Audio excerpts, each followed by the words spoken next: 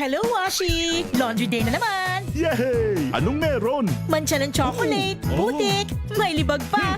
Kaya natin yan! With Pride Washing Machine Detergent, may triple stain-away formula. Tanggal ang makapit, madikit, at malupit na dumit mancha. Kaya easy-easy ang labada. Mula noon hanggang ngayon! All you need is pride. All you need is pride. ACS. Sa lahat ng bagay, simula pa lang, siguraduhing max protection na.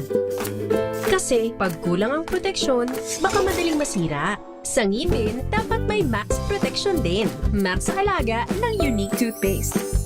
With Max Protect Formula. Help stop cavities before they start. While keeping breath fresh. Try Unique Maximum Fluoride Protection.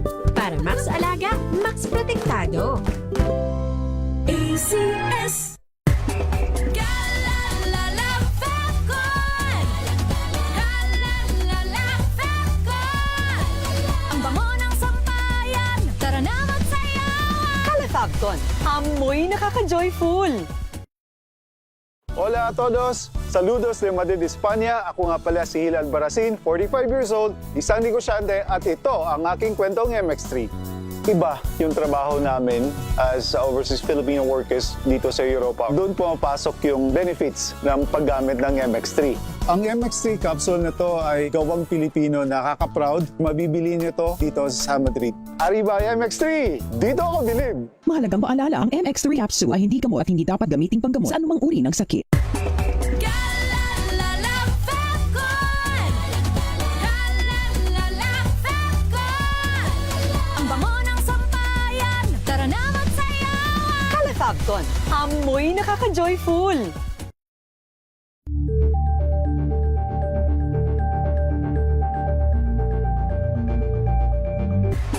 Galalala Falcon. Galalala Falcon. Ang bango ng sampayan. Tara na magsayawan. Calefabcon, amoy nakaka-joyful!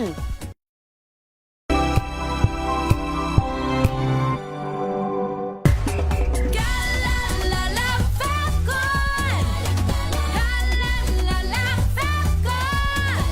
Ang bango ng sampayan. Tara na magsayawan. Calefabcon, amoy nakaka-joyful!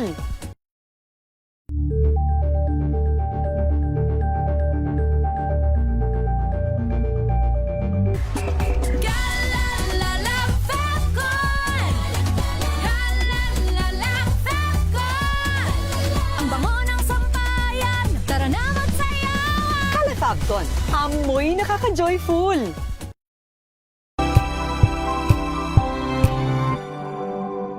Ngayong ika-87 taon ang kauna-unahang himpilan ng radyo sa Pilipinas ang DZRH, patuloy pa rin magbabalita, magseserbisyo at magbibigay pag-asa sa iba't ibang sulok ng bansa. 1994 nga nang inilunsad ang One Nation, One Station sa inisyatibo ni MBC Media Group Chairman Mr. Fred J. Elizalde. Naabot ang nasa 97% ng populasyon sa Pilipinas gamit ang nationwide satellite broadcast. Patunay ang 20 relay stations mula Luzon, Visayas at Mindanao sa patuloy na dedikasyon ng DZRH sa loob ng maraming dekada.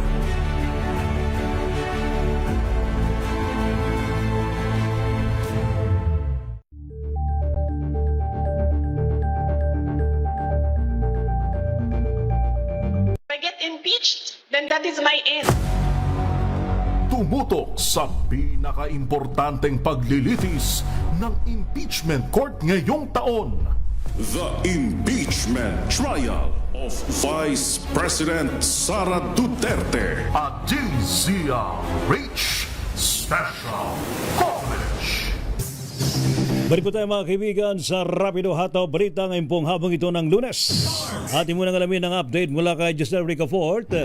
NBI pinasumpena na ang 4 na abogado na manoy tagagawa ng script affidavit sa sex scandal plot laban daw po kay Executive Secretary Ralph Recto. Report mula kay RH15 Giselle Ricafort. Miss Giselle. Nakairay pinasabina na ng National Bureau of Investigation ang 4 na abogado na umano'y tagagawa ng script at affidavit sa sex scandal plot laban kay Executive Secretary Ralph Recto. Sabi sa DZRH News ni NBI-NCR Director Imiterio Dongallo, ipinadala yung sabina noong Biyernes. Pinahaharapan niya yung mga abogado sa August 14, araw din nga ng Biyernes, simula alas 10 ng umaga hanggang alas 2 ng hapon.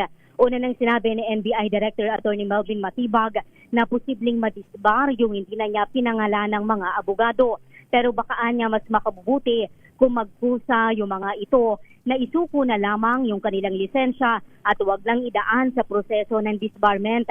Posibleng konektado sa lokal na politiko o pagiging lethal president directo, sabi ni Matibag, yung tangkang pag-set up sa executive o sa executive secretary. Sa pahayag ng arestadong talent manager na si alias Ken, si dating Congressman Jing Parasdi umano yung facilitator at si Congressman Leandro Ligis naman yung financier o magpopondo umano sa nabanggit na operasyon. Ito si Giselle Ricafort para sa DZRH sa Pilipinas, una sa Pilipino. At balita mula sa iba't ibang probinsya, isa patay, 2 sugatan sa salpukan ng motorsiklo sa Catbalogan. RH number 32, Jimmy, angay Jimmy. Isang katao ang patay habang 2 sugatan sa salpukan ng 2 motorsiklo sa barangay Pupua, Catbalogan City. Nangyari sa rin alas 8:30 kagabi. Kinilala ng PNP ang nasawi na si alias Dador 52 anyos security guard na minamaniho ang itim na Rossi na motorsiklo habang sugatan naman ang driver ng pulang Honda na si alias James 22 anyos at ang kanyang angkas na si alias Jules 23 anyos. Ayon sa Catbalogan City Police Station, base sa salaysay ng mga saksi, binabagta si Dador ang daan mula sa Barangay City patong San Vicente nang bigla umanong lumipat sa kabilang linya. Na mabilis ang takbo, doon bumangga ng harapan sa motorsiklo ni na James na galing naman sa Barangay Buri patungong proper ng Catbalogan City. Sa lakas ng impact nagtamo ng malubhang sugat si Dador at diniklara na dead on arrival sa Samar Provincial Hospital. Ginagamot naman sa parehong ospital ang 2 pang iba na biktima. Ayon sa mga saksi, posibleng nakainom umano ng alak ang 2 driver ng mangyari ang insidente at nasa kustodiya na ng Catbalogan City Police Station. Wala dito sa DYVL Action Radyo Tacloban, ito si R32 Jimmy, angay para sa DZRH, una sa Pilipinas, una sa Pilipino. Thank you, salamat Jimmy. Samantala, tricycle at SUV abay nagsalpukan din, Isa ang patay sa Pangasinan. Report mula kay RH38 Freddy Fado. Freddy. Patay ang isang lalaking backride habang sugatan naman ang driver ng sinakyan nilang tricycle na naaksidente sa bayan ng Rosales. Nagganap ang aksidente pasado alas 9 ng umaga sa National Road ng Barangay Carmenesa sa nasabing bayan. Batay sa report ni Rosales OIC Chief of Police Major Arnold Soriano, binabagtas ng SUV ang kalsada mula Silangan patungong Kanluran habang kasalubong nitong isang tricycle na umano'y umiwas sa bahagi ng may binahang kalsada. Dahil dito, napuntang tricycle sa kabilang linya at nakasalpukan niya ang kasalubong na SUV. Tumilapon sa kalsada ang driver at ang kanyang kasama at kapwa nagtamo ng pinsala sa katawan na agad namang naisugod sa paggamutan, subalit diniklarang dead on arrival na ng attending physician ang backrider habang inoobserbahan pa ngayon sa hospital ang tricycle driver. Hindi naman nasaktan ng driver ng SUV na ngayon nasa kustodiyan ng Rosales Police Station para sa kaukulang disposisyon. Mula sa Action Radio Pangasinan, ito si Freddy Fajardo, Aristarte Taguulat para sa DZRH, una sa Pilipinas, una sa Pilipinas. 300 at 9 na pamilya mula sa 48 barangay sa Bataan apektado ng masungit na kalagayan ng panahon. RH number 37, Dani Comilang. Dani.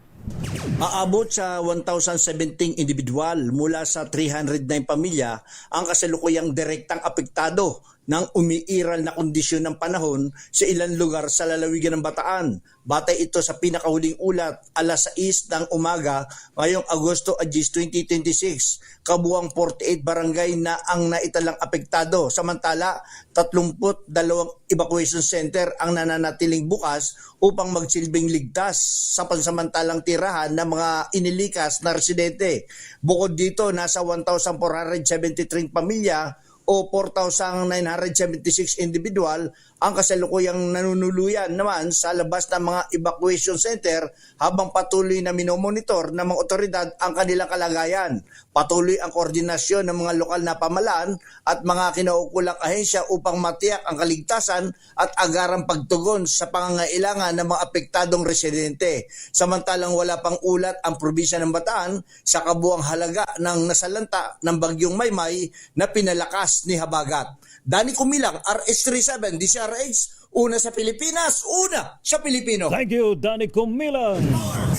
Samantala naman, higit daw po sa 500,000 pisong halaga daw po ng shabu nasamsam sa isang bypass operation sa Iloilo. Report mula kay Jocelyn Make mula sa Action Radio Iloilo. Jocelyn. Pinaghahanap na ng mga otoridad ang isang high-value individual matapos makatakas sa isinagawang drug buy-bust operation sa Barangay Tanza, Esperanza City proper sa Iloilo City. Ayon sa inisyal na investigasyon, matagumpay na nakabili ang police pusher buyer ng isang sachet ng hinihinalang shabu mula sa target na si alias Benben, 38 anyos. Pero nang isasagawa na ang pag-aresto, nanlaban ng sospek at nagawang makatakas sa pamamagitan ng isang bukas na bahagi ng dingding ng kanyang silid. Sa isinagawang follow-up search sa loob ng silid kung saan naganap ang transaksyon, nakumpiska ang 5 sachet at isang not-tied transparent plastic bag na naglalaman ng hinihinalang shabu na nagkakalaga ng 510,000 pesos. Na-recover din ang buy-bust and proceeds money, ilang empty transparent plastic sachet at iba pang non-drug items. Mula sa Action Radio Iloilo, ito si Jocelyn Make para sa DZRH, una sa Pilipinas, una sa Pilipino. At nasa 350,000 pisong halaga ng shabu ang nakumpiska din, sospek arestado sa lalawigan naman ng Quezon. Benji Antioquia sa detalye. Arestado ng Quezon PNP ang isang 43 anyos na pinaghihinalaang drug suspect at nakumpiska sa kanyang pag-iingat ang 50.9 grams ng hinihinalang shabu at nagkakalaga ito ng 350,000 pesos. Sa report ng pulisya, nadakip ang drug suspect makaraang isagawa ang drug buy-bust operation na pinagsanib puwersa ng mga otoridad ng PNP Intelligence Unit kabilang sa nakumpiska ang 1,000 piso bill na ginamit bilang drug buy-bust money. Sa ngayon, pansamantala nakakulong ang drug suspect at kakaharapin nito ang kasong paglabag sa Republic Act 9165. Ito si Benji Antioquia nag-uulat para sa DCRH, una sa Pilipinas, una sa Pilipino. Thank you. Salamat, Benji Antioquia. Samantala naman natin munang alamin ang update dyan po sa Central Luzon. Ugnay pa rin po na itong epekto ng kalamidad. Siyempre naman, meron din daw pong merong nasabat, ha? Na mga naaresto ho kaugnay po ng illegal drugs. Ating alamin sa report ni RH25, Grace Ansano. Grace. Sugatan ng isang Grace. caretaker ng isang Grace. Tumaya na si Rex. Ay, nawala si Grace Ansano. Sige, ipasok natin si Rex Gandong Lakay. Sige, caretaker ng commercial building, sugatan dahil sa pamaril sa Bacolod City. Rex Gandong, Rex!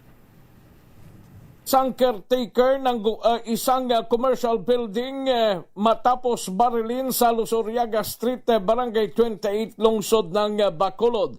Ayon kay Police Major Peter John Ramos, Station Commander ng Police Station 6 ng Bacolod City Police Office, pumagitna lamang ang biktima matapos nagkasagutan ng sospek at ang isa pang stall renter sa nasabing commercial building. Hindi muna pinangalanan ng pulis ang biktima at ang sospek dahil patuloy ang kanilang investigasyon.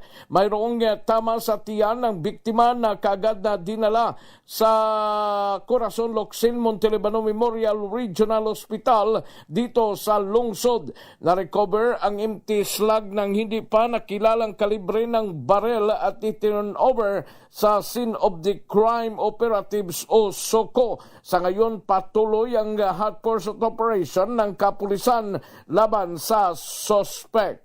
Ito si RH46 Rex Cantong para sa DZRH, una sa Pilipinas, una sa Pilipino. Thank you, Rex. Ating balikan na report mula kay Grace Ansano. Grace, go!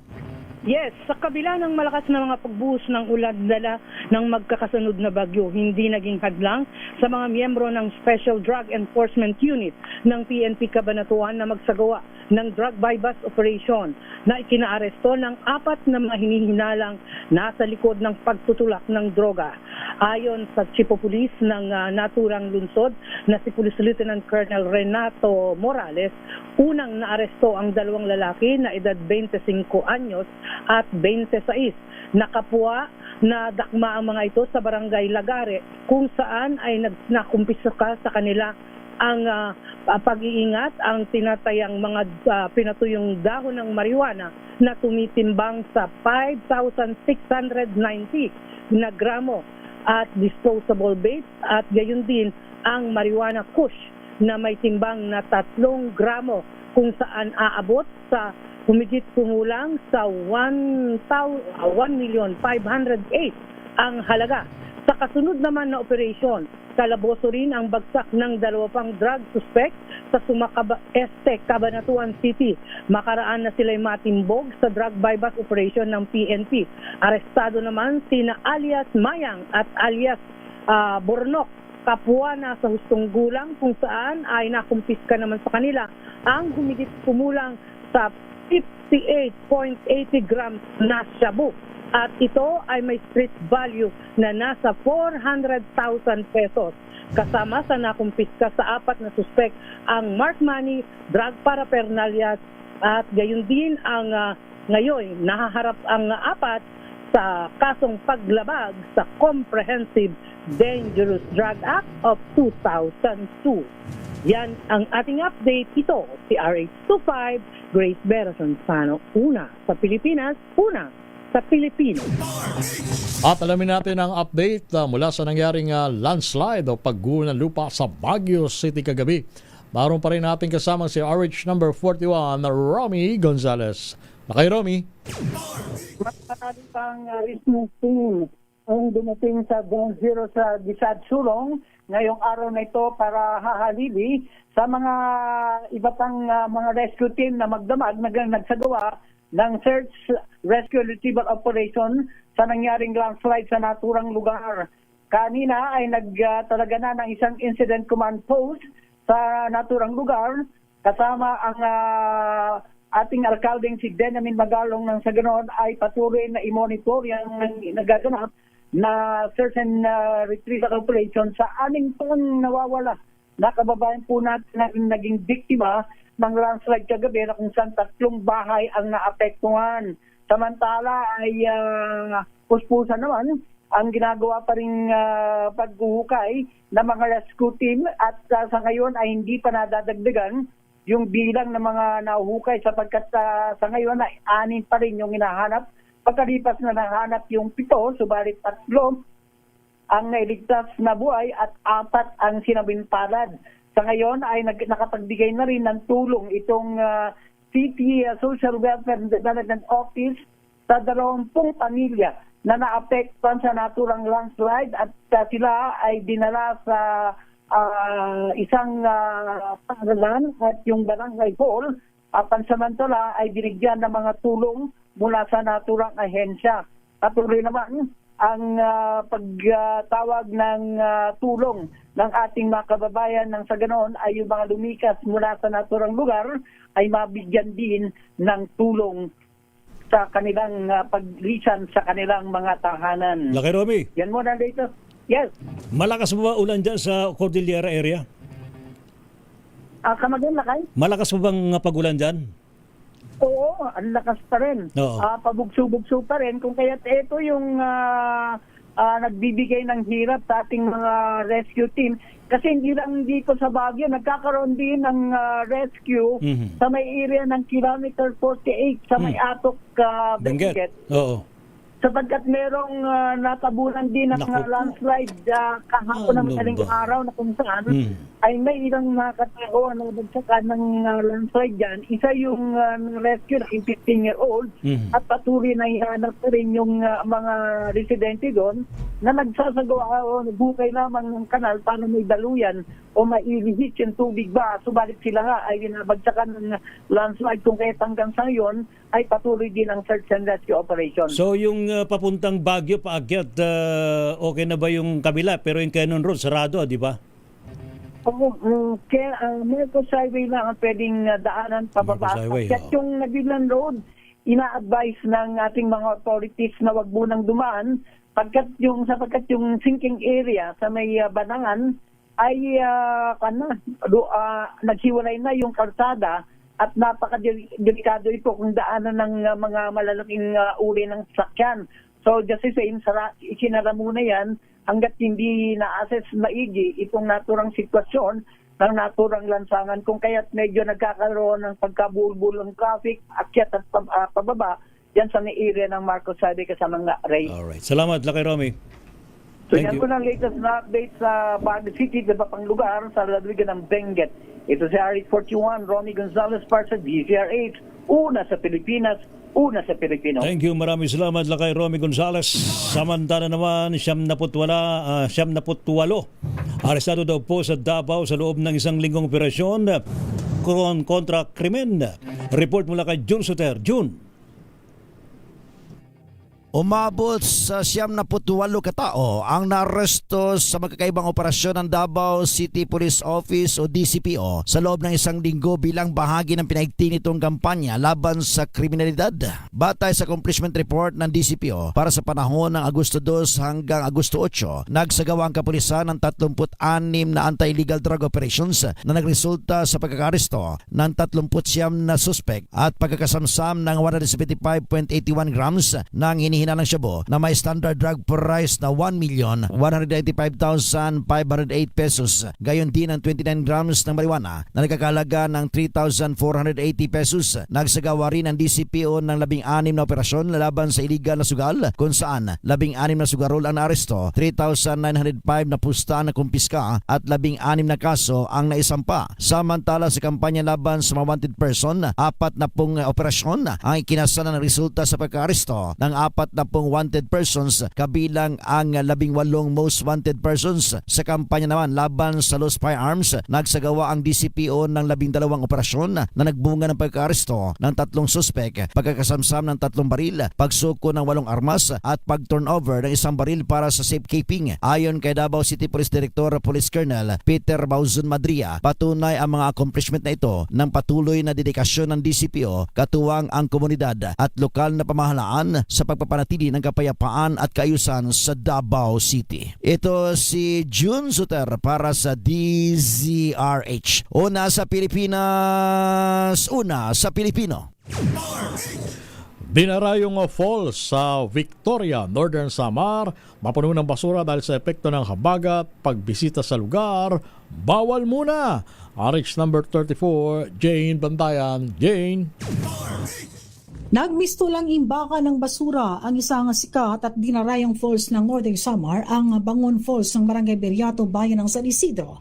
Sa upload na video ni Jose Albalati Dolfo, nagkalat at naglutangan ang mga basura sa tubig. Sanhin ang pagkalat ng basura dahil sa hanging habagat. Dahil sa pagdami ng basura, nag-iba ng kulay ng tubig. Ang dating nakakainganyong falls, biglang nakakadiri kung saan iba't ibang basura ang naglutangan. Ang falls sa isa si pinagmamalaki ng nasabing bayan dahil sa linis ng tubig at ganda ng lugar.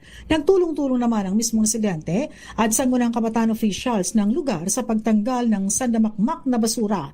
Ayon mismo sa uploader ng video, ang mga basura ay mula sa ilog at natangay ito patungo doon sa falls. Ang ilog ay konektado sa nasabing falls. Kung high tide, nagahalo ang ilog at dagat, kung nakakaranas ng ganong sitwasyon ng panahon, ang current ng tubig ay patungo doon sa nasabing falls. Dahil dito, ang basura mula doon sa dagat at ilog ay doon na iimbak sa nasabing falls. Napag-alaman na nakansila ang planong pagpunta ng ilang mga bisita sa nasabing lugar dahil sa sitwasyon. Inaasahan naman na bumalik sa dati ang anyo nito na ayon sa mga residente, first time daw ito na naglulutangan ang sobrang dami ng basura. Sa pinaka-latest na report na pag-alaman na naglabas ng advisory ang lokal na pamahalaan ng nasabing lugar na ipinagbabawal muna ang pagpunta doon sa nasabing falls. Mula sa Aksyon Radyo Katarman, RH34 Jane Galit Bantayan ng DZRH. Una sa Pilipinas, una sa Pilipino. Metro Manila ngayon. Sa ating Metro Manila ngayon mula kay Kyle Bullas. Kyle, go!